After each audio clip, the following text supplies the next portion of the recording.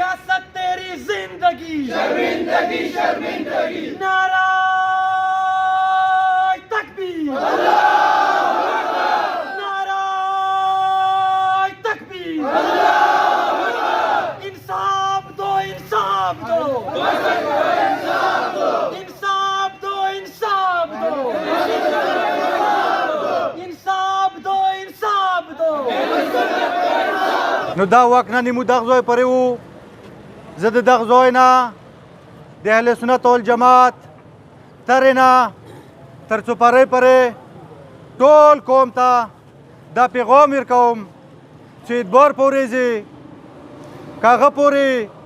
ایمو په دغو مطالباتو باندې چې ایمو کوم سټوډنټان ایمو کوم مشران ایمو کوم نوجوانان نن هم د شلو ورځو نه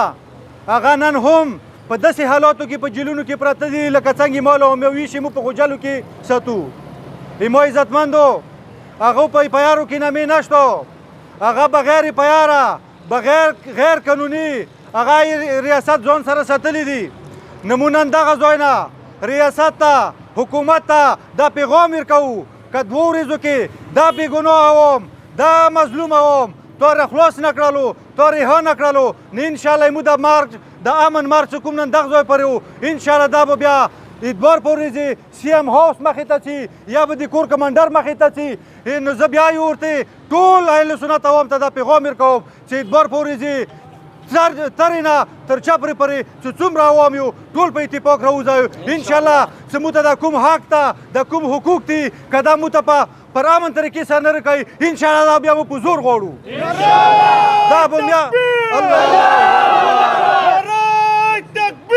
الله اکبر इंसाफ दो इंसाफ दो वतन को इंसाफ दो इंसाफ दो इंसाफ दो वतन को इंसाफ दो मकाम हुकूमत हाय हाय मकाम हुकूमत हाय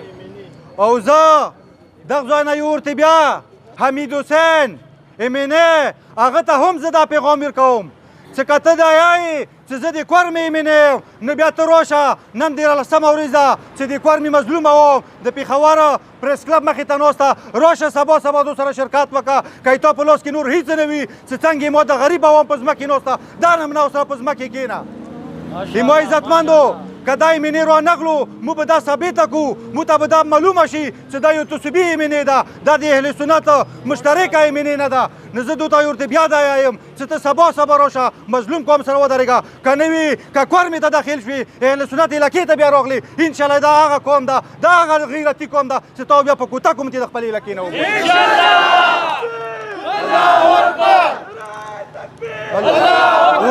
وسره هغه سټیک هولډر ورته وایم چې هغه به په الیکشنو دوران کې کور په کور ګرځېدو دروازې په دروازې به ګرځېدو د غریب عوام پوښتنه به کوله هغو ته زه نن وایم چې راشه سبیکا این پی سبیکا ایمنې ایمو چې څومره دي هغو ته هم زه دا پیغام ورکوم ایمو چې کوم میر ده هغه ته هم زه دا پیغام ورکوم چې ته سبا دلته راشه ایتا عوام په تکلیف کې ده ایتا عوام په روډ باندې روژه متوي ته نن هم ته شرمېږې نه چې ته په خپلو بچیو سره ناست یې تا ته شرم نه درځي تا دپاره شرم پکار ده موږ په تاسو په داسې مشرانو باندې نلات ورچوو नाराय तकबीर अल्लाहू अकबर नाराय तकबीर इंसाफ दो इंसाफ दो वतन को इंसाफ दो عزتمند آخري خبره اتبار په ورځې ما ټول اهل سنت والجماعت چې څومره عوام دي ټول نه ما دا درخواست چې تاسو پېښور